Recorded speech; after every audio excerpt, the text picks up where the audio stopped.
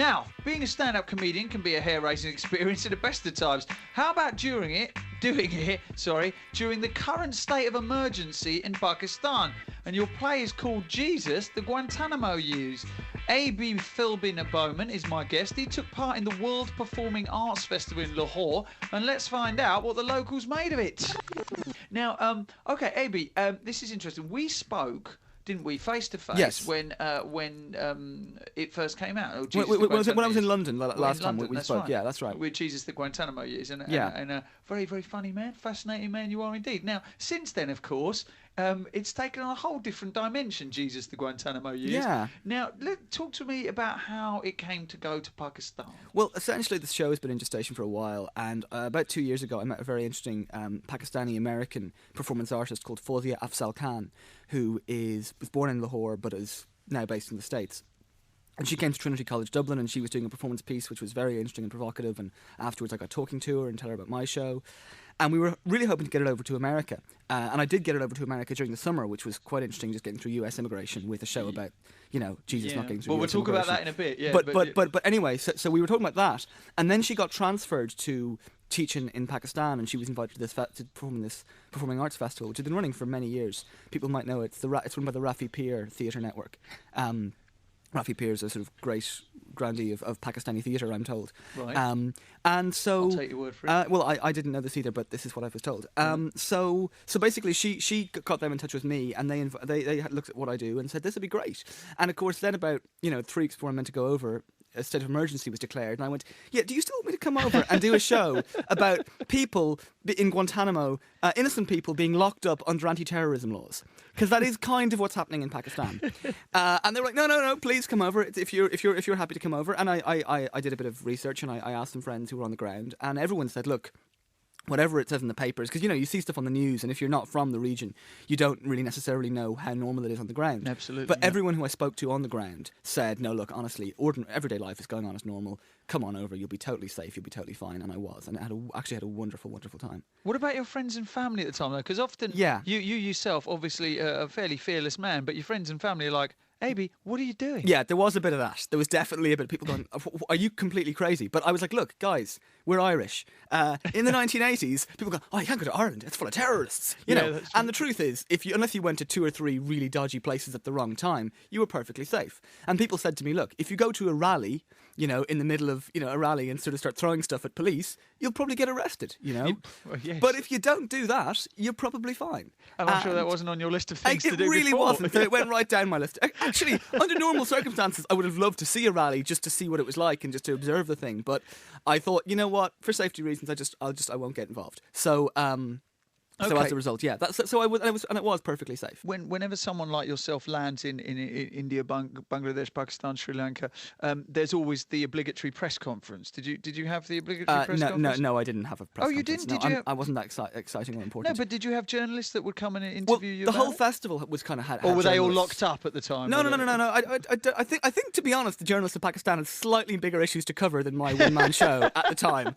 Could be wrong about that, but I have to say, but there still needs to be arts pages. Oh, there were arts pages, and the festival got a lot of good coverage. And I did do some interviews and stuff, and they're sort of coming out. I haven't actually seen some of them, but I did do a fair few interviews. How do you explain then? I mean, do you find it harder to explain to a Pakistani audience Jesus the Guantanamo Years, or is it because of the universals involved in it? This is the thing. I was really, really worried. I was going, okay, look, comedy is based on language and subtleties of language, and with the best will in the world, I have a pretty weird accent to most of these people, and I speak very fast. Especially when I get excited. And jokes they're based on subtleties and cultural reference points and all kinds of complex things that just very often don't translate that well. And I was really, really worried. In fact, I said to all the English performers in the festival, I said, look, please, please, please come on the first night in case it's a disaster and nobody understands it. And I was blown away by how much the Pakistani audience enjoyed it and related to it and loved the jokes and loved the sort of anti-Guantanamo analysis. And I was actually totally focused on the politics side of it, but what I realised afterwards is that a lot of the show is actually having a go at Christianity and saying, look, we've missed the point here. Surely God wants us to celebrate and enjoy life, and if he wanted to make us all the same race and gender and sexuality and religion, he could have done that, but he didn't. He made us diverse and different and interesting, and we should celebrate this. And I think a lot of people said to me afterwards, well, what we liked is that while it was about Christianity and it's true about Christianity, we could see a parallel in our society as well. So I thought that was quite interesting. Right, that is very interesting. So did you have to tailor it at all, Abie? Well, I mean, there were one or two little things I dropped because, like, there was a reference to the A-Team, for instance, which just people in Pakistan don't really watch the A-Team. Yeah, he's not a big George Peppard, perhaps not a huge icon. Funnily enough, Pakistani culture. No. But Mr. T, though, apparently. Is he? Sure. Okay. If I'd known that, really. I could have worked that in maybe. The really interesting thing actually is that. I think partly because I'm Irish and because the Irish had this experience in the 80s of everyone saying, oh, all Irish people are terrorists, you know, and it's this sort of lazy stereotype going around. And as somebody who's Irish and who loathes the IRA, I always found that doubly offensive. One, because it's not true, and two, because these guys are actually killing supposedly in my name. And I found that incredibly, you know, infuriating. And I think that's in a way the position which some Muslims feel they are in now, you know, that there's just, the entire religion has been labelled with this brand, you know, label of terrorism. And so because I relate to that, I think a lot of the analysis of kind of terrorism and how it works kind of, you know, rang quite true. And I think as well, I mean, I always like to do a little bit of material about the country that I'm going to. And obviously, what was that? Okay. Well, I was a bit worried, you see, because obviously, you know, the situation being what it was.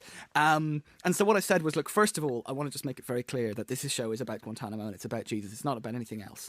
And, you know, I think the one thing I can say for certain that Pakistan does not need is a white guy who speaks English from the West telling you how to run your country. Because that hasn't worked out so well in the past.